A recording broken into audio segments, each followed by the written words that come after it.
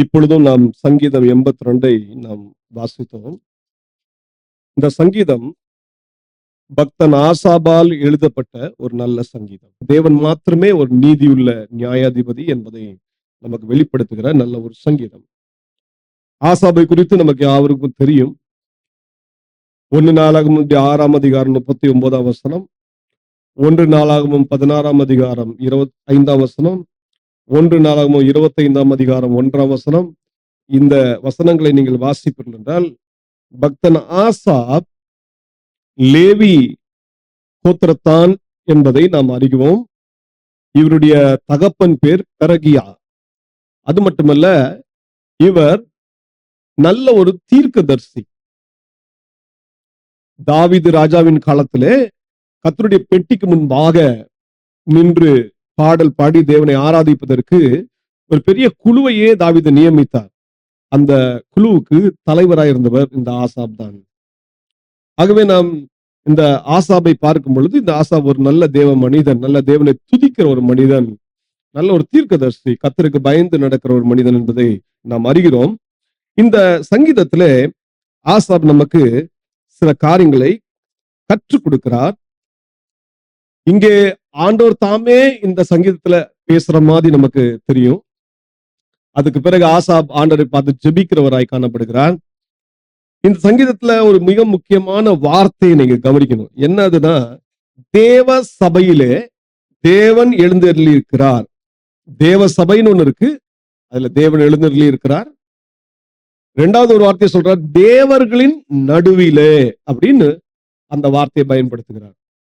தேவ சபை, அங்கே தேவன் எழும்பி இருக்கிறார். அதே போல அவர் யார் நடுவில் இருக்கிறார்? தேவர்கள் நடுவில் இருக்கிறார். இந்த வார்த்தையை நீங்கள் 1ஆம் வசனத்துல பார்க்கலாம், 6ஆம் வசனத்துல பார்க்கலாம். அப்படின்னா இந்த தேவர்கள் யார்? யார் இந்த தேவர்கள் என்று ஆசாப் குறிப்பிடுகிறார் என்று பார்த்தால், ஆசாபின் காலத்துல இந்த நாட்கள்ல எத்தனையோ ராஜாக்கள் இருந்தாங்க, எத்தனையோ ஜாதிகள் இருந்தாங்க, எத்தனையோ தேசம் இருந்துச்சு. அந்த தேசத்துல இருக்கிற அவங்களுடைய தெய்வங்கள் எல்லாம் தேவர்கள் சொன்னாரா அப்படின்னா இல்ல.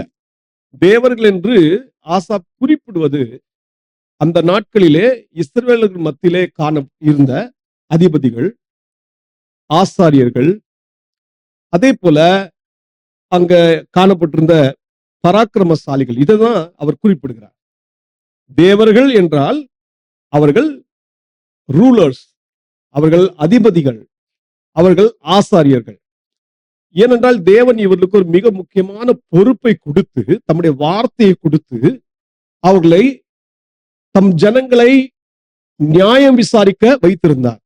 தம் ஜனங்களுடைய கஷ்ட நஷ்டங்கள்ல அவங்களுக்கு கூட இருந்து அவங்களுக்கு நியாயம் செய்து அவர்களை நீதி செய்ய வேண்டும் என்ற நோக்கத்தோட ஆண்டவர் இந்த தேவர்களை நியமித்திருந்தார். அதுதான் தேவர்கள் என்று இங்கே ஆசாப் குறிப்பிடுகிறதை நாம் பார்க்கிறோம். இதை குறித்து நீங்க இன்னும் நல்லா வாசிக்கணும்னா, உபாகமம் அதனுடைய 19ஆம் அதிகாரம் 16ஆம் வசனம் 17ஆம் வசனம். ஒருவன் மேல் ஒரு குற்றம் சுமத்தும்படி ஒரு பொய் சாட்சிக்காரன் அவன் மேல் சாட்சி சொல்ல எழும்பினால், வழக்காடுகிற இருவரும் கர்த்தருடைய சந்நிதியில் அக்காலத்தில் இருக்கும் ஆசாரியர்களுக்கும் நியாயாதிபதிகளுக்கும் முன்பாக வந்து நிற்பார்களாக. இது ஆண்டவர் தாமே கட்டளையிட்ட ஒரு காரியம். யாருக்கு இதை கட்டளையிட்டார்?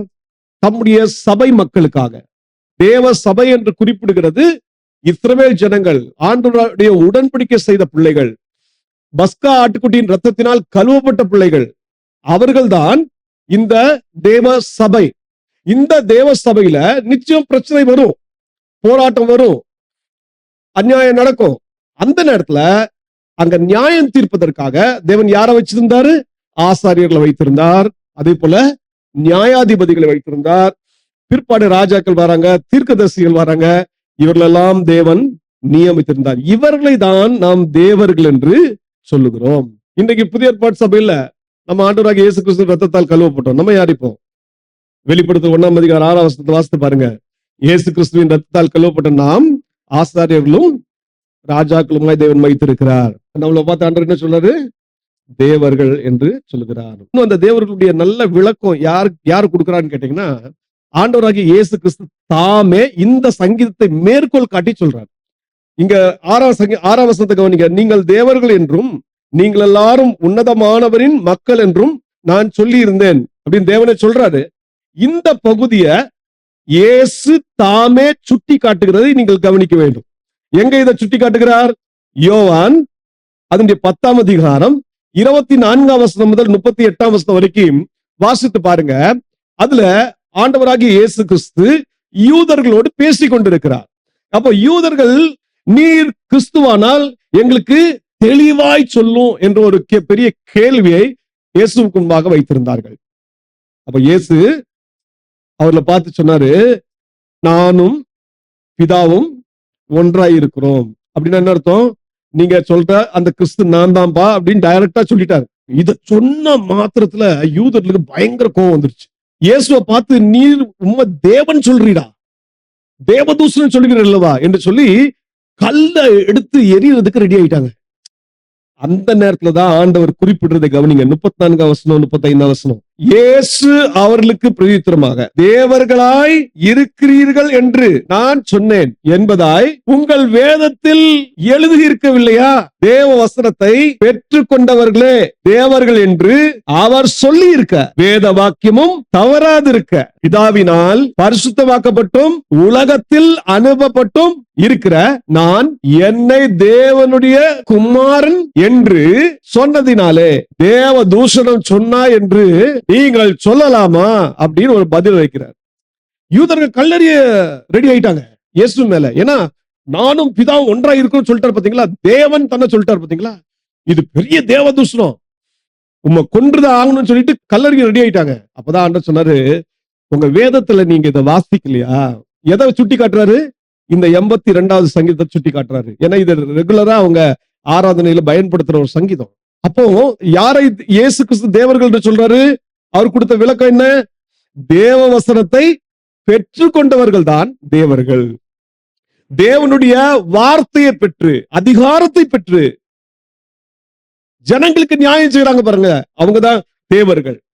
அப்ப இன்றைக்கு தேவன் நம்ம கரங்கள்ல அத்தாரிட்டி கொடுத்திருக்கிறார், அதிகாரத்தை கொடுத்திருக்கிறார். நம்மள ராஜாக்களும் ஆசாரியர்களும் மாற்றி இருக்கிறார். எதுக்கு? நாம் நியாயம் செய்வோம், நாம் நீதி செய்வோம் என்று சொல்லி ஆண்டவர் தம்முடைய சபையில வைத்திருக்கிறார். ஆனா இன்றைக்கு நாம் என்ன செய்கிறோம்? அதுதான் இந்த சங்கீதத்துல பார்க்க போறோம். கொரிந்து சபையில பிரச்சனை வந்துச்சு. என்ன பிரச்சனை வந்துச்சு? சகோதரருக்குள்ளேயே தகராறு. உடனே சகோதரருக்குள்ள தகராறுல என்ன செய்யறாங்க? சபையில இருக்கிறவங்க வெளியில போய் வெளியில இருக்கிற மக்களை உதவிக்கு தேடுறாங்க. அப்ப பவுல் என்ன சொல்லி கொடுத்தாரு தெரியுமா? பாத்தீங்க, 1 கொரிந்தியர் 6ஆம் அதிகாரம் 1ஆம் வசனம் முதல் 3ஆம் வசனம் வரைக்கும் வாசிக்கலாமா? உங்களில் ஒருவனுக்கு வேறொருவனோட வழக்குண்டானால் வழக்காடும்படியாக பரிசுத்தவான்களிடத்தில் போகாமல் அநீதிக்காரரிடத்தில் போக துணிகிறது என்ன? பரிசுத்தவான்கள் உலகத்தை நியாயம் தீர்ப்பார்கள் என்று அறியீர்களா? உலகம் உங்களால் நியாயம் தீர்க்கப்படுவதாய் இருக்க அற்ப வழக்குகளை தீர்க்க நீங்கள் அபாத்திரராம். நல்ல கவனிங்க. இங்க அப்போஸ்தலனாகிய பவுல் கொரிந்து சபையில் இருக்கிற விசுவாசிகளை பார்த்து சொல்றாரு, தேவ சபையில் இருக்கிற விசுவாசிகளை, உடன்படிக்கையின் பிள்ளைகளே, உங்களுக்குள்ள ஒரு பிரச்சனை வந்துச்சுன்னா ஏன் நீங்க அநீதிக்காரர்கிட்ட, மற்ற தேவனை அறியாத மக்கள்கிட்ட போய், அந்த அதிகாரிகள்கிட்ட போய் நீங்க வழக்காடுறீங்க? அவங்க கிட்ட போய் உங்க பிரச்சனையை சொல்றீங்க. சபையில பரிசுத்தவான்கள் இல்ல, தேவனால் அதிகாரம் பெற்றவர்கள் இல்ல. பரிசுத்தவான்கள் என்று பவுல் குறிப்பிட்டது யார? இயேசுவின் ரத்தத்தால் கழுவப்பட்டு பரிசுத்தமாக்கப்பட்டு ஆசாரியர்களும் ராஜாக்களும் மாற்றப்பட்ட தேவ பிள்ளைகளை குறிக்கிறார். அந்த பரிசுத்தவான்கள் தேவன் என்ன செஞ்சிருக்காரு? அதிகாரத்தை கொடுத்திருக்கிறார். அப்ப அந்த அதிகாரத்தை பெற்ற அந்த பரிசுத்தவான்கள் உங்களுக்குள்ள இருக்காங்களே, அவங்க கிட்ட போய் நீங்க உங்க பிரச்சனையை சொல்லி உங்க பிரச்சனையை சால்வ் பண்ணலாமே. நீங்க ஏன் வெளியில போறீங்க? அதுல கூட சொல்றாரு, அப்படி உங்களுக்கு இது இருந்தா சபையில் இருக்க ரொம்ப சிறியவனை வச்சு என்ன செய்யுங்க, நியாயம் விசாரிங்க அப்படின்னு சொல்லி அங்க அப்போஸ்தலனாகிய பவுல் ஒரு நல்ல ஆலோசனையை கொடுக்கிறார். எதுக்கு சொல்றேன்? இதுதான் தேவர்கள். தேவர்கள் என்று சொல்றது தேவ சபையில உள்ள தேவர்கள் என்று சொல்லும் பொழுது, தேவ சபையில தான் கர்த்தர் எழும்பி இருக்கிறார். தேவனுடைய மக்கள் மத்தியில தான் தேவன் எழும்புகிறார். யாருடைய ஆராதனையில கர்த்தர் வருகிறார்? நீதிமான்களுடைய ஆராதனையில கர்த்தர் வருகிறார். இயேசுவின் ரத்தத்தால் கழுவப்பட்ட பரிசுத்தவான்கள் கூடி வருகிற இடத்துலதான் என் ஆண்டவராகிய கர்த்தர் வருகிறார். அந்த இடத்துல தான் எழும்பி இருக்கிறார். அப்ப தேவ பிள்ளைகள் மத்தியில ஒரு பிரச்சனை வந்தா, ஒரு போராட்டம் வந்தா, அங்க தேவன் யாரை வைத்திருக்கிறார்? பரிசுத்தவான்களை வைத்திருக்கிறார். அந்த பரிசுத்தவான்கள் யார் என்றா, அவர்கள் அப்போஸ்தலர்களா இருக்கலாம், அவர்கள் தீர்க்கதரிசிகளா இருக்கலாம், அவர்கள் சுவிசேஷகர்களா இருக்கான், சபையில பல அதிகாரங்களை கொடுத்திருக்கிறார். அந்த பிள்ளைகள் மூலமாக கர்த்தர் நியாயம் விசாரித்து தம்முடைய ஜனங்களுக்கு நீதி செய்கிற தேவனாய் இருக்கிறார். ஆண்டவர் தம்மை குறித்து சொல்லும்போது சொல்றாரு, யாத்திரையாகவும் அதனுடைய 20ஆம் அதிகாரம் 3ஆம் வசனத்தை வாசிங்கன்னா, என்னையன்றி உங்களுக்கு வேற தேவர்கள் உண்டாயிருக்க வேண்டாம் அப்படின்னு சொல்லி ரொம்ப தெளிவா சொல்லிட்டாரு. ஏசாயால நீங்க பாத்தீங்கன்னா, ஏசாயா 46ஆம் அதிகாரம் 9ஆம் வசனம் அதெல்லாம் வாசித்து பாருங்க. அதுல சொல்லும்போது ஆண்டவர் சொல்றாரு, நான் தான் தேவன், வேறு ஒருவரும் இல்லை அப்படின்னு சொல்லிட்டார். இன்னும் புதிய ஏற்பாட்டுல அழகா அப்போஸ்தலன் பவுல் சொல்லும்போது என்ன சொல்றாரு? 1 கொரிந்தியர் 8ஆம் அதிகாரம் 5ஆம் வசனம் 6ஆம் வசனத்தை வாசிங்க. வானத்திலேயும் பூமியிலேயும் தேவர்கள் எண்ணப்படுகிறவர்கள் உண்டு. இப்படி அநேக தேவர்களும் அநேக கர்த்தர்களும் உண்டாயிருந்தாலும் பிதாவாகிய ஒரே தேவன் நமக்குண்டு, அவராலே சகலமும் உண்டாயிருக்கிறது, அவருக்கென்று நாமும் உண்டாயிருக்கிறோம். இயேசு கிறிஸ்து என்னும் ஒரே கர்த்தரும் நமக்கு உண்டு. அவர் மூலமாய் சகலமும் உண்டாயினது, அவர் மூலமாய் நாமும் உண்டாயிருக்கிறோம். இதுதான் புதிய ஏற்பாட்டு விசுவாசிகள் தெரிந்து கொள்ள வேண்டிய விஷயம். நமக்கு ஒரே ஒரு கர்த்தர் உண்டு, அவர் ஆண்டவராக இயேசு கிறிஸ்து. அப்ப தேவன் தம்மை சொல்லும்போது, நான் ஒருவர் தான், என்னையன்றி உங்களுக்கு வேற தேவர்கள் உண்டாயிருக்க வேண்டாம். அப்போ தேவர்கள் என்று சொல்லும்போது ஆண்டவர் ஏதோ மற்ற தெய்வங்களை சொல்லவில்லை, மாறாக ஆண்டவர் தம்முடைய பரிசுத்தவான்களை குறித்து பேசுகிறார், ஆசாரியர்களை குறித்து பேசுகிறார், தீர்க்கதரிசிகளை குறித்து பேசுகிறார். இவர்களை தான் ஆண்டவர் தேவர்கள் என்று சொல்கிறார். இப்ப நம்ம இந்த பகுதியில வரும் பாருங்க. முதல் வசனம் சொல்றது, தேவ சபையிலே தேவன் எழுந்தருளி இருக்கிறார், தேவர்களின் நடுவிலே அவர் நியாயம் விசாரிக்கிறார். நம்முடைய ஆண்டவர் எப்படிப்பட்ட தேவன் தான்? அவர் நியாயம் விசாரிக்கிற நல்ல ஒரு தேவன். நீங்களும் நானும் அறிந்து கொள்ள வேண்டிய ஒரு விஷயம், நம்முடைய ஆண்டவருக்கு பேர் நீதி உள்ள தேவன். அவர் நீதி உள்ள ராஜா. யார் மத்தியில் எழும்புகிறார்? தேவ சபையில தான் எழுதுகிறார், தேவ பிள்ளைகள் மத்தியில தான் எழும்புகிறார். அவர்கள் மத்தியில் எழும்பி தேவன் நியாயம் செய்கிறவராய் இருக்கிறார்.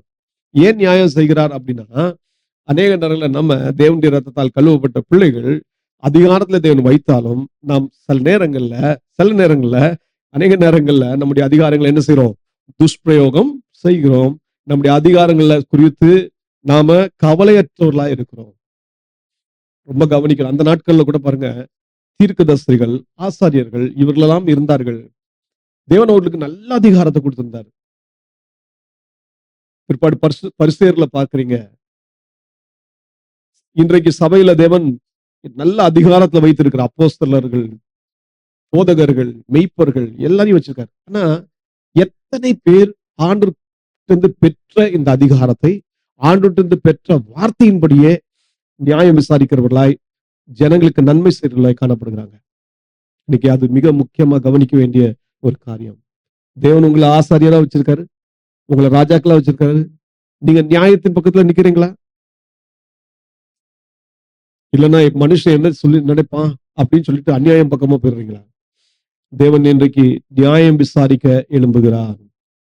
இத சொல்லிட்டு ஆசாப் சொல்றாரு, எது வரைக்கும் நீங்கள் அநியாய தீர்ப்பு செய்து துன்மார்க்குக்கு முகதாட்சியம் பண்ணுவீர்கள் என்று சொல்லி ஆண்டவர் தாமே கூறுகிறதை இங்க பார்க்கணும். தேவசபையில எழும்பின ஆண்டவர் என்ன சொல்றாரு? ஏ தேவர்களே, என்னுடைய அதிபதிகளே, நான் உங்களுக்கு அதிகாரத்தை கொடுத்து வச்சிருக்கேன். நீங்க எது வரைக்கும் அநியாய தீர்ப்பு செய்வீங்க? ஆசாப் காலத்துல இது பேசினார்.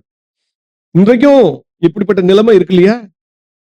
இன்றைக்கும் அநேக பரிசுத்தவான்கள் துன்மார்க்கர்களோடு கை கோர்த்து நின்று கொண்டிருக்கிறார்கள். இன்றைக்கும் அநீதியான காரியத்தை செய்து கொண்டிருக்கிறார்கள். தேவன் கேட்கிறார், எது வரைக்கும் நீங்க இப்படி செய்வீங்க? எத்தனை விசுவாசிகள் ஆண்டு கொடுத்த வசனத்தின்படி ஜீவிக்காம மற்றவர்களோடு ஒன்றரை கலந்து இந்த உலகத்தின் அசுத்தங்கள்ல காணப்படுகிறார்கள். நல்லா கவனிப்போம். ஆண்டவர் சொல்றாரு, எது வரைக்கும் நீங்கள் இப்படி பண்ணுவீர்கள்? ஆண்டவர் நம்ம கொடுத்திருக்கிற ஒவ்வொரு காரியத்துக்கும் பின்னாடி ஒரு நோக்கம் இருக்கு.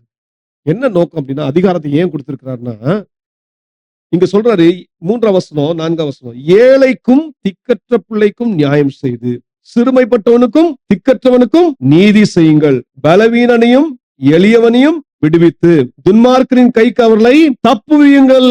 பாருங்க, ஆண்டவர் ஆசாரியர்களுக்கும் அன்றைக்குள்ள அதிபதிகளுக்கும் நியாயாதிபதிகளுக்கும் இந்த அதிகாரத்தை ஏன் கொடுத்தார்னா, அவர்கள் ஏழைக்கும் திக்கற்ற பிள்ளைகளுக்கு என்ன செய்வாங்க? நியாயம் செய்வாங்க. சிறுமைப்பட்டவனுக்கும் திக்கற்றவனுக்கும் நீதி செய்வாங்க. பலவீனர்களையும் எளியவர்களையும் கட்டுகளிலிருந்து விடுதலையாக்கி துன்மார்க்கரின் கைக்கு அவர்களை என்ன செய்வாங்க, தப்புவிப்பாங்க என்று ஒரு நல்ல எண்ணத்தோடு இந்த அதிகாரத்தை கொடுத்தார். இன்னைக்கு தேவன் நம்ம கரங்கள்ல இந்த மாதிரி அதிகாரத்தை கொடுக்கிறது எதுக்குன்னா, நம்ம நீதி செய்யணும், நியாயம் செய்யணும், உதவி செய்யணும், நற்கிரியைகளை செய்யணும். அதான் அப்போஸ்தலன் பவுல் அடிக்கடி சொல்வாரு, நற்கிரியைகளை செய்வதில் சோர்ந்து போகாதிருங்கள். நன்மை செய்வதில் சோர்ந்து போகாதீங்க, நன்மை செய்யுங்க. நமக்கு திராணி இருக்கும்போது நாம் மற்றவர்களுக்கு நன்மை செய்யலனா அதுக்கு பேர் என்னவா, பாவம். யாக்கோபு சொல்றாரு, நாம் நம்மில் நேசிக்கிறது போல மற்றவர்கள் பிறனோடு நேசிக்கிறது தேவனுடைய ராஜரீக பிரமாணத்தை நிறைவேற்றுகிறோம், அதனால நமக்கே நன்மை செய்கிறோம் என்று யாக்கோபு சொல்றாரு. அப்ப நல்லா கவனிப்போம், தேவன் நமக்கு கொடுத்திருக்கிற இந்த அதிகாரம் எதுக்குன்னா, மற்றவர்களுக்கு நீதி செய்வதற்காக, நியாயம் செய்வதற்காக, திக்கற்றவர்கள் எளியவர்களுக்கு உதவி செய்வதற்காக. இதுக்குதான் தேவன் நம்மை தம்முடைய பிரதிநிதிகளாக, ஊழியக்காரர்களாக தேவன் நியமித்து வைத்திருக்கிறார். இஸ்ரவேலர்களுக்கு தேவன் ஒரு மிக முக்கியமான ஒரு ஆலோசனையை கொடுத்தார். வாசிங்க, உபாகமம் 24ஆம் அதிகாரம் 17ஆம் வசனம். நீ அந்நியருடைய நியாயத்தையும் திக்கற்ற பிள்ளையின் நியாயத்தையும் புரட்டாமலும் விதவையின் வஸ்திரத்தை அடகாக வாங்காமலும் இருந்து, நீ எகிப்திலே அடிமையா இருந்ததையும் உன் தேவனாகிய கர்த்தர் உன்னை அங்கே இருந்து மீட்டு கொண்டு வந்ததையும் நினைப்பாயாக. பாருங்க, ஒரு மிக முக்கியமான கட்டளையை இஸ்ரவேல் ஜனங்களுக்கு சொல்றாரு. என்ன சொல்றாருன்னா, நீங்க என்ன செய்யணும், அந்நியர்களை உபசரிக்கணும், அந்நியர்களுக்கு உதவி செய்யணும். யார்கிட்ட ஒரு பொருளை நீங்க அவங்களுக்கு உதவி செய்யும் போது பணம் கொடுத்து தாங்குறீங்களா, உடனே அவங்க கிட்ட அடங்கு வாங்கி வச்சிடாதீங்க எந்த பொருளையும். இன்னைக்கு அநேக பேர் என்ன செய்றாங்க, பணத்தை வட்டிக்கு விடுறாங்க. யார்கிட்ட? விசுவாசிகள்கிட்டே விடுறாங்க. ஏழையான விசுவாசிகள்கிட்ட கொடுத்துட்டு வட்டிக்கு கொடுக்குறாங்க. நல்லா கவனிப்போம், இதெல்லாம் பாவம். இதெல்லாம் தேவன் நியாயம் தீர்ப்பார் என்பதை நாம் அறிந்து கொள்ள வேண்டும். இதெல்லாம் நியாயம் தீர்க்கப்பட வேண்டிய குற்றம். இந்த உலகத்துல நாம் வாழ்றோம். தேவன் நமக்கும் என்ன சொல்ற, நன்மை செய்யுங்க, நன்மை செய்யுங்க. ஏசாயா அதனுடைய 1ஆம் அதிகாரம் 17ஆம் வசனத்தை வாசிங்க. ஆண்டவர் தம்முடைய அதிபதிகளை பார்த்து என்ன சொல்கிறார், நன்மை செய்ய படியுங்கள், நியாயத்தை தேடுங்கள், ஒடுக்கப்பட்டவனை ஆதரித்து திக்கற்ற பிள்ளைக்கு நியாயத்தையும் விதவையின் வழக்கையும் விசாரியுங்கள். பாத்தீங்களா, ஆண்டவர் அங்க என்ன சொல்றார், விதவைகளை விசாரிங்க, திக்கற்றவர்களை விசாரிங்க, அவங்களுக்கு நன்மை செய்யுங்க. இதே போலதான் இன்னைக்கு புதிய ஏற்பாட்டு சபையில ஆண்டவர் சபையுடைய விசுவாசிகளுக்கு நல்ல பொறுப்பு கொடுத்திருக்கிறார். என்ன கொடுத்திருக்காரு, ஏழை விதவைகள் இருக்காங்களா, அவங்களுக்கு உதவி செய்யுங்க. தீத்துக்கு அப்போஸ்தலன் பவுல் கடிதம் எழுதும் பொழுது, தீமோத்தேயுக்கு கடிதம் எழுதும் போது இப்படிதான் எழுதினார், சபையில நீங்க இருக்கும்போது இப்படிதான் நீங்க உபசரிக்கணும். ஆதி திருச்சபை என்ன செய்தது, சபையில் இருந்த விதவைகளை உபசரித்தது. தேவன் கொடுத்த அதிகாரத்தை அவர்கள் பிரயோஜனமா பயன்படுத்தினாங்க. நல்லா கவனிப்போம், தேவன் நமக்கு கொடுத்திருக்கிற பொறுப்பை நம்ம எவ்வாறாக நிறைவேற்றுகிறோம். ஆண்டவர் சொல்றாரு, நீதி செய்யுங்கள், நியாயம் செய்யுங்கள், மற்றவர்களை கட்டுகளிலிருந்து விடுதலையாக்குங்க, தப்புவீங்க, துன்மார்க்கரின் கைக்கு தப்புவீங்க. ஆனா என்ன நடக்குது பாருங்களேன், அதிகாரத்தை பெற்ற இந்த பிள்ளைகள் எப்படிப்பட்டவர்களா இருக்கிறாங்க. ஆண்டவர் என்ன சொல்றாரு, 5ஆம் வசனம், அறியாமலும் உணராமலும் இருக்கிறார்கள், அந்தகாரத்திலே நடக்கிறார்கள், தேசத்தின் அஸ்திபாரம் எல்லாம் அசைகிறது. ஆண்டவர் ரொம்ப துக்கத்தோடு சொல்றாரு, இந்த தேவர்கள் எப்படிப்பட்டவர்களா இருக்காங்க, அறியாமலும் உணராமலும் இருக்காங்க, அந்தகாரத்துல நடக்கிறாங்க. இவங்கனால என்ன நடக்குது, தேசத்தின் அஸ்திபாரங்கள் அசைகிறது. நல்லா கவனிப்போம், அந்தகாரத்துல நடக்கிறாங்கன்னா என்ன அர்த்தம், குருட்டாட்டத்தில் நடக்கிறாங்கன்னு அர்த்தம். ஆண்டவர் யாரை பார்த்தலாம் குருடர்கள் என்று சொன்னார் தெரியுமா? வாசிங்க, மீகா அதனுடைய 3ஆம் அதிகாரம் 1 முதல் 3ஆம் வசனத்தை வாசிப்போம்.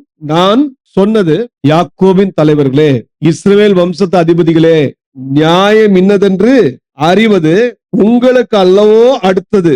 ஆனாலும் நன்மையை வெறுத்து தீமையை விரும்பி அவர்கள் மேல் இருக்கிற அவர்களுடைய தோலையும் அவர்கள் எலும்புகள் மேல் இருக்கிற அவர்களுடைய சதையையும் பிடுங்கி என் ஜனத்தின் சதையை தின்று அவர்கள் மேல் இருக்கிற அவர்களுடைய தோலை உரிந்து கொண்டு அவர்கள் எலும்புகளை முறித்து பானையிலே போடும் வண்ணமாக இறைச்சியை கொப்பரைக்குள்ளே போடும் வண்ணமாகவும் அவைகளை துண்டிக்கிறார்கள். நல்லா கவனிங்க, மீகா தீர்க்கதரிசி தேவனுடைய அந்த வார்த்தையை எப்படி சொல்றாரு பாத்தீங்களா? தேவன் வெசனப்படுற காரியத்தை எப்படி சொல்றா பாருங்க. யூதர்களின் அதிபதிகள் என்ன செய்யறாங்களா, தீமை செய்யறாங்க, தேவனுடைய ஜனங்களின் சதையையும் அவங்க எலும்புகளையும் அவங்க தின்றாங்க. அந்த அளவுக்கு தேவ ஜனங்கள் ஒடுக்குறாங்க. இது குருட்டாட்டத்தின் அறியாமை உச்சக்கட்டம். இன்னும் எசாயா தீர்க்கதரிசி எப்படி சொல்வார் கவனிங்க. எசாயா 42:19 என் தாசரை அல்லாமல் குருடன் யார்? நான் அனுப்பின தூதனே அல்லாமல் செவிடன் யார்? உத்தமனே அல்லாமல் குருடன் யார்? கர்த்தருடைய ஊழியக்காரனே அல்லாமல் அந்தகன் யார்? 3 வார்த்தையை பயன்படுத்துற: குருடன், செவிடன், அந்தகன். எசாயா தீர்க்கதரிசியின் மூலமாக தம்முடைய ஜனத்தின் அதிபதிகள், நியாயாதிபதிகளை குறித்து ஆண்டவர் விசனத்தோடு சொல்றாரு. என் ஊழியக்காரனை அல்லாமல் அந்தகன் யார்? என்னுடைய தாசனை அல்லாமல் குருடன் யார்? செவிடன் யார்? இவங்க எல்லாம் ஊழியக்காரங்க, வசனத்தை நல்லா தெரிஞ்சவங்க. ஆனா வசனத்துக்கு முக்கியத்துவம் வாழ்க்கையில கொடுக்காதனால அவர்கள் தேவ ஜனங்களுக்கு நீதி செய்யாம அநியாயம் செய்து கொண்டிருக்கிறார்கள். இதே வேலையை தான் நீங்க புதிய ஏற்பாட்டுல பாருங்க. ஆண்டவராகிய இயேசு கிறிஸ்து கொஞ்சம் கடினமா சொல்வாரு. பரிசேயர்களை பார்த்து என்ன சொல்வார் தெரியுமா? எல்லா பரிசேயர்களும் இல்ல, இந்த மாய்மலமான பரிசேயர்கள், கர்த்தருடைய வார்த்தைக்கு செவி கொடுக்காம அதை குறித்து உணர்வில்லாத பிள்ளைகள், அவர்களை பார்த்து என்ன தெரியுமா சொன்னாரு? மத்தேயு 15:14 அவர்களை விட்டு விடுங்கள், அவர்கள் குருடருக்கு வழிகாட்டுகிற குருடராயிருக்கிறார்கள். குருடனுக்கு குருடன் வழிகாட்டினால் இருவரும் குழியிலே விழுவார்கள். இதுதான் பரிசேயர்களுடைய நிலைமை. இவங்களை தேவன் நியாயம் செய்யணும், நீதி செய்யணும், தம்முடைய ஜனங்களுக்கு உதவி செய்யணும், துன்மார்க்கர் கையில இருந்து தப்பு வைக்கணும் என்ற எண்ணத்தோட இவங்களுக்கு அதிகாரத்தை கொடுத்தா, இவங்க என்ன செய்யறாங்க? குருட்டுத்தனத்தை தாங்களும் நடக்கிறாங்க, மற்றவர்களுக்கு குருட்டாட்டத்துல நடத்துகிறவர்களா இருக்கிறாங்க. கவனிப்போம். அதனாலதான் ஆண்டவர் சொல்ற, அறியாமலும் உணராமலும் இருக்கிறார்கள், அந்தகாரத்தில் நடக்கிறார்கள். இதனால என்ன நடக்குது அப்படின்னு கேட்டீங்கன்னா, தேசத்தின் அஸ்திபாரங்கள் எல்லாம் அசைகிறது. என்றைக்கு தேவ நாமத்தை தரித்த பிள்ளைகள், ஆணுடைய அதிகாரத்தை பெற்றவர்கள், அது அந்த வசனத்துக்கு விரோதமா போறாங்களோ, துன்மார்க்கமான செயல்களை செய்யறாங்களோ, உடனே தேசம் தீட்டுப்படுகிறது என்று வேதம் சொல்லுகிறது.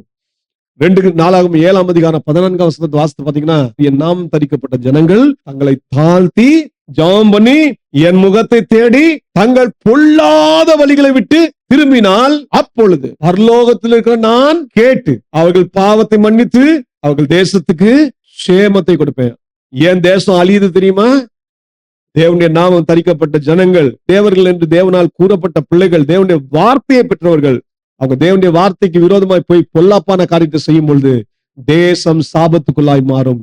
தேசத்திலே பஞ்சம் வரும், தேசத்துல வறட்சி வரும். ஆனா என்னைக்கு தேவ பிள்ளைகள் ஆண்டு சமத்துல மீண்டும் மனம் திரும்புறாங்களோ, உடனே தேவன் அவங்க பாவத்தை மன்னிச்சு தேசத்துக்கு என்ன செய்யறாரா? சேமத்தை கொடுக்கிறவரா இருக்கார். இங்க ஆண்டவர் பெரிய குற்றச்சாட்டு வைக்கிறாரு. தேசத்தின் அஸ்திபாரங்கள் எல்லாம் என்ன செய்யுது? அசைக்கிறது உங்களால அப்படி சொல்லிட்டு பாருங்க. 6ஆம் வசனத்தை சொல்ற, நீங்கள் தேவர்கள் என்றும் நீங்கள் எல்லாரும் உன்னதமானவரின் மக்கள் என்றும் நான் சொல்லி இருந்தேன். ஆண்டவர் எவ்வளவு பெரிய சாட்சி வச்சிருந்தார் பாத்தீங்களா? தம்முடைய பிள்ளைகளை குறித்து, தம்முடைய பரிசுத்தவான்களை குறித்து, தம்முடைய ஆசாரியர்களை குறித்து, தம்முடைய தீர்க்கதரிசனை குறித்து ஒரு பெரிய ஒரு நம்பிக்கை ஆண்டவருக்கு இருந்துச்சு. ஏன்னா அவங்கள தேவனே அபிஷேகம் பண்ணி வைத்தார். தம்முடைய ஜனங்களுக்கு அவர்கள் நீதி செய்வார்கள், நியாயம் செய்வார்கள் என்ற நோக்கத்தோட. ஆனா ஆண்டவர் இப்ப என்ன தெரியுமா சொல்றாரு? நீங்கள் தேவர்கள் என்றும் நீங்கள் எல்லாரும் உன்னதமானவரின் மக்கள் என்று நான் சொல்லி இருந்தேன். ஏசாயா தீர்க்கதரிசி மூலமாக தேவன் சொல்லும்போது சொல்றாரு, நீங்கள் என்னுடைய சாட்சிகள், நீங்கள் என்னுடைய சாட்சிகள். அப்போஸ்தலனாகிய பவுல் சபைக்கு சொல்லும்போது சொல்வாரு, நாம் கிறிஸ்துவோடு இப்போ ஒப்புரவாகிட்டோம். ஒப்புரவாக்கப்பட்ட பின் தேவன் நம்மள என்ன செஞ்சாராம்? அந்த ஒப்புரவாக்குதலின் ஊழியத்தை வைத்திருக்கிறார். அந்த ஒப்புரவாக்குதலின் ஊழியத்துல வைத்த நம்மை தேவனுடைய கிறிஸ்து இயேசு ஸ்தானாபதிகளை வைத்திருக்கிறார் என்று குறிப்பிடுகிறார். இயேசு தாமே சொன்னார், நீங்க தான் உலகத்துக்கு வெளிச்சம், நீங்க தான் உலகத்துக்கு உப்பு. அப்படி நம்ம மேல ஒரு பெரிய நம்பிக்கையை வச்சிருக்காரு. இன்னைக்கு நாம் அந்த நம்பிக்கைக்கு ஏற்ற ஜீவிக்கிறோமா? இல்ல அந்த நம்பிக்கை, தேவனுடைய நம்பிக்கைக்கு விரோதமாக அவரை ஏமாற்றுகிறோமா? இந்த காரியத்தை சொல்லிட்ட பிறகு, விசனப்பட்டு ஆண்டவர் சொன்ன பிறகு, நீங்களாம் தேவர்கள், நீங்கள் எல்லாரும் உன்னதமானவன் மக்கள் என்று நான் சொல்லியிருந்தேனே அப்படின்னு உங்களை குறித்து நல்ல சாட்சி சொன்னேனே, நம்பிக்கையோட சொன்னேனே. ஆனா நீங்க இப்ப என்ன ஆயிட்டீங்க? ஆனாலும் நீங்கள் மனுஷரை போல செத்து லோக பிரபுக்களில் ஒருவனை போல விழுந்து போவீர்கள். இது தேவன் நியாயம் தீர்க்கிற ஒரு காரியம். நம்முடைய முடிவு எப்படி இருக்கணும்னா, நீதிமானுடைய முடிவா இருக்கணும். இங்க ஆண்டவர் சொல்றது போல மனுஷரை போல செத்து லோக பிரபுக்களின் ஒருவனை போல விழுந்து போக ஒரு நாளும் கூடாது. இதுக்கு ஒரு நல்ல ஏற்ற உதாரணம் யாருன்னு கேட்டீங்கன்னா, பிழையாம் தீர்க்கதரிசியை குறித்து நம்ம நன்றாக அறிவோம். என்னாகமத்தினுடைய 22ஆம் அதிகாரம், 23ஆம் அதிகாரம் இதெல்லாம் வாசித்து பாருங்க. அங்கே பிழையாம் என்ற ஒரு தீர்க்கதரிசி இருந்தார். இப்ப இஸ்ரவேல் ஜனங்கள் வனாந்திர யாத்திரையில போய் கொண்டிருக்கிறாங்க.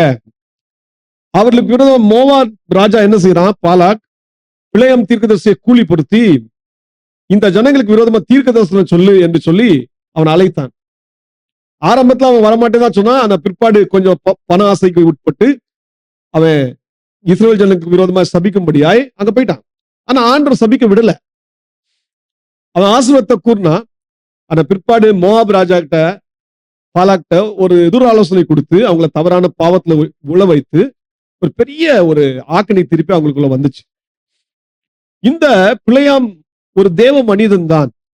தேவன் இந்த மனிதனை அதிகாரத்தை கொடுத்து ஏன் வச்சிருந்தார்னா, நீ என் ஜனங்களுக்கு நியாயம் செய்யணும், நீதி செய்யணும் அப்படிதான் வச்சிருந்தார்.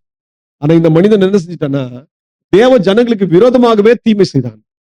தேவ ஜனங்களுக்கு விரோதமாகவே பொல்லாப்பான காரியத்தை செய்து அவர்களை சங்கரிக்கும்படியாய், தேவனுடைய கோபம் மேல் இறங்கும்படியாய் ஒரு துராலோசனை கொடுத்து, அது பிற்பாடு பிழையாமின் கள்ள உபதேசம் என்று அழைக்கப்பட்டுச்சு. பேதுரு அதை குறிப்பிடுறார், பிழையாமின் கள்ள உபதேசம். இதை நீங்கள் 2 பேதுரு 2ஆம் அதிகாரத்தை வாசித்தீங்கன்னா தெரியும். 2 பேதுரு 2ஆம் அதிகாரம் முழுக்க வாசிங்க. அந்த கள்ள தீர்க்கதரிசிகள் கள்ள போதகர்களை குறித்து பேசும்போது பிழையாமை ஒரு உதாரணமாக பேதுரு குறிப்பிடுகிறார். அப்ப இந்த பிழையாம் இந்த மாதிரி செஞ்சுட்டான், உண்மைதான். ஆனா பிற்பாடு தேவனுடைய நியாய தீர்ப்பு பிழையாமல் வந்துச்சு. நீங்க என்னாகும் 31ஆம் அதிகாரம் 8ஆம் வசனத்துல வாசித்தீங்கன்னா, மீதியான்களுக்கு விரோதமாய் இஸ்ரவேலர்கள் யுத்தம் பண்றாங்க. அந்த யுத்தத்துல பட்டயத்தால் யார் கொல்லப்பட்டான்? இந்த பிழையாம் தீர்க்கதரிசி கொல்லப்பட்டான். இவன் நீதிமானை மறிக்கல, இவன் ஒரு மனுஷனை போல செத்து போனான், லோக பிரபுக்களை போல விழுந்து போனான். இதுதான் தேவன் கொடுத்த நியாய தீர்ப்பு. இன்றைக்கு நாம கவனிக்கணும், நாம் ஒரு நாள் இப்படிப்பட்ட நியாய தீர்ப்புக்குள் ஆகவே கூடாது. நமக்கும் ஒரு நாள் தேவ சன்னிதானத்துல நிக்க வேண்டிய ஒரு நேரம் வரும். ஒருவேளை இன்னைக்கு தேவன் உடனே தீர்ப்பு சொல்ல, ஆனா இன்னைக்கு நம்ம தேவனை ஆராதிக்க வரோம். நம்ம ஆராய்ந்து பார்ப்போம். வெளிப்படுத்தல் 20ஆம் அதிகாரம் 11ஆம் வசனம் முதல் 13ஆம் வசனத்தை வாசித்தீங்கன்னா, கடைசி நாட்களிலே தேவன் தம்முடைய நியாயாசனத்தில் வீற்றிருப்பார். அப்பொழுது எல்லா ஜனங்களும் அவருக்கு முன்பாக, அவர் சிங்காசனத்துக்கு முன்பாக நிற்பார்கள் என்று நாம் வாசிக்கிறோம். ஆண்டவராகிய இயேசு கிறிஸ்து நியாயாதிபதியா வீற்றிருக்கும் பொழுது புத்தகங்கள் எல்லாம் திறக்கப்படுமா, அதுல ஜீவ புஸ்தகமும் திறக்கப்படும். அப்பொழுது ஆண்டவர் அந்த புத்தகத்தில் இருக்கிற காரியத்தை வைத்து எல்லா ஜனங்களையும் நியாயம் தீர்க்க போறார். ஜீவ புஸ்தகத்துல யார் பேர்ல எழுதப்படலையோ, அல்ல கிறுக்கி போடப்பட்டதோ, அவர்கள் நரகத்திலே தள்ளப்படுவார்கள், அக்னி கடலிலே தள்ளப்படுவார்கள். யாருடைய பேர் ஜீவ புஸ்தகம் இருக்கோ அவர்கள் மாத்திரமே தேவனுடைய ராஜ்யத்துக்குள்ள பிரவேசிப்பார்கள். அப்போ தேவன் ஒரு நாள் நியாயம் தீர்க்க போறார். அந்த நாள்ல நாம வெட்கப்பட்டு போக கூடாது, நம் தேவ சன்னிதானத்தில் இருக்க வேண்டும்.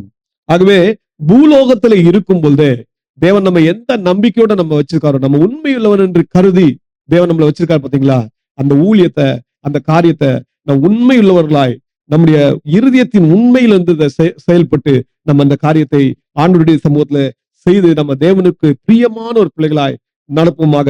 தேவன் அந்த கிருபைகளை நமக்கு தருவாராக. ஆண்டவர் சொல்றாரு, இப்படிப்பட்ட ஒரு நியாய தீர்ப்பும் வரும்னு சொன்னாங்க.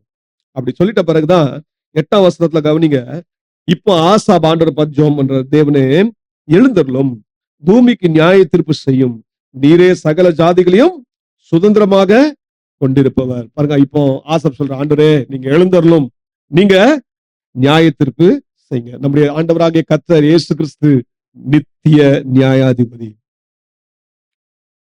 ஆண்டவரை குறித்து நியாயாதிபதி என்ற காரியத்தை நம்ம குறிப்பிடும் போது பாருங்க, சங்கீதங்களின் புத்தகம் 96ஆம் அதிகாரம் 13ஆம் வசனத்தை வாசிங்க. அவர் வருகிறார், அவர் பூமியை நியாயம் தீர்க்க வருகிறார், அவர் பூலோகத்தை நீதியோடும் ஜனங்களை சத்தியத்தோடும் நியாயம் தீர்ப்பார். ஒரு நாள் வரும், ஆண்டவர் பூமிக்கு வரப்போறார். வரும்போது அவர் ஜனங்களை சத்தியத்தோடும் பூலோகத்தை நீதியோடும் நியாயம் தீர்க்க போகிறார். ஏன்னா அவர் நித்திய நியாயாதிபதி. நம்முடைய ஆண்டவராக இயேசு கிறிஸ்து தம்மை குறித்து சொல்லும்போது என்ன சொன்னார்? பிதா என்னை நியாயாதிபதியாக வைத்திருக்கிறார். யோவான் 5ஆம் அதிகாரம் 22ஆம் வசனம்.